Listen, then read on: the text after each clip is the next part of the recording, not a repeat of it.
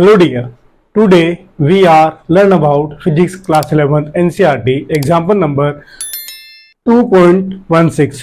2.6 में हमें क्या गिवन है, काइनेटिक एनर्जी का हमें डायमेंशन दिया हुआ है। उसके बाद हम बात करते हैं एस्केलेशन का हमारे पास एक डायमेंशन गिवन है। इसके बाद हम बात करते हैं मास का हमें डायमेंशन गिवन है। इसके बाद हम बात करते हैं वेलोसिटी का हमें डायमेंशन गिवन है। इसके बाद हमसे क्वेश्चन में क्या पूछा गया है, ये जो हमें ABCDE में से हमें चेक करना है कि कौन कौन से डायमेंशन काइनेटिक एनर्जी के पैरेलल है और कौन से काइनेटिक एनर्जी के पैरेलल नहीं है। आइए हम इसको सोल्व करते हैं।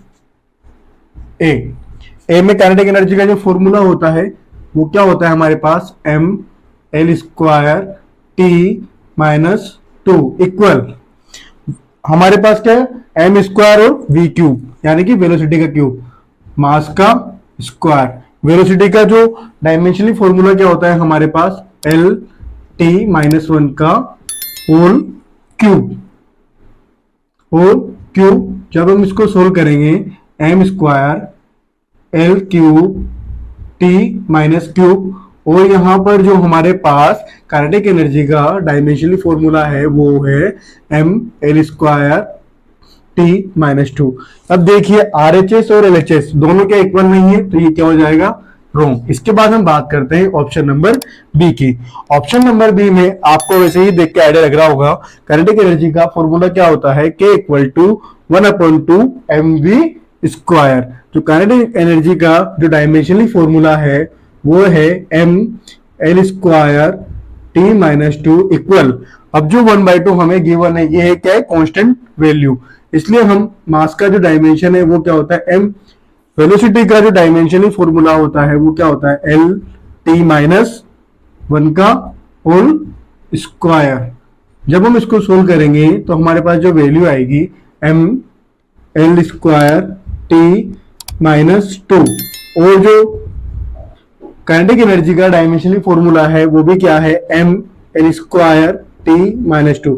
अब आप देखिए LHS और RHS दोनों क्या है, इक्वल, तो ये क्या हो जाएगा हमारे लिए करेक्ट। इसके बाद हम बात कर लेते हैं ऑप्शन नंबर सी की। ऑप्शन नंबर सी में हमें क्या गिवन है, K = ma। ma वाला जो फॉर्मूला है आपने कहीं देखा होगा, फोर्स इक्वल टू क्या होता है ma। तो काइनेटिक एनर्जी का जो डायमेंशनली फॉर्मूला है वो क्या है mL² T-2 equal to mass का जो डायमेंशन होता है वो क्या होता है m, और एक्सेलरेशन का जो डायमेंशनली फॉर्मूला होता है वो क्या होता है LT-2। तो हमें ये गिवन है LT-2। अब आप देखिए दोनों इक्वल है क्या, LHS और RHS दोनों इक्वल नहीं है, तो ये क्या हो जाएंगे, कैंसिल, यानी कि इनकरेक्ट ऑप्शन। इसके बाद हम बात कर लेते हैं ऑप्शन नंबर डी की।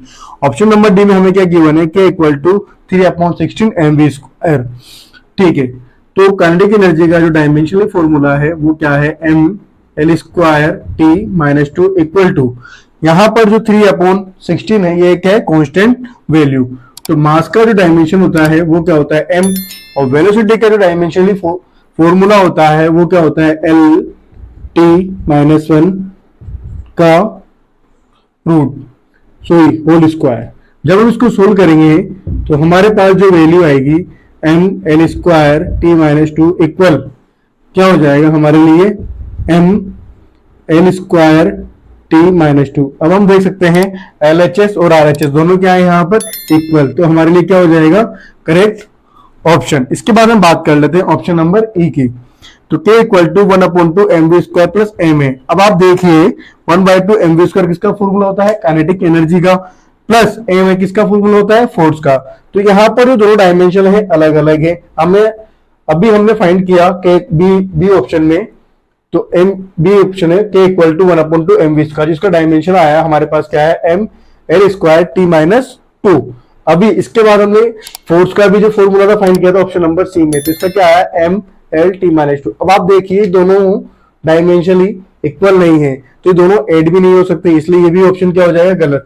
हमारे पास यहाँ पर ऑप्शन नंबर बी और ऑप्शन नंबर डी दोनों ही क्या है, करेक्ट।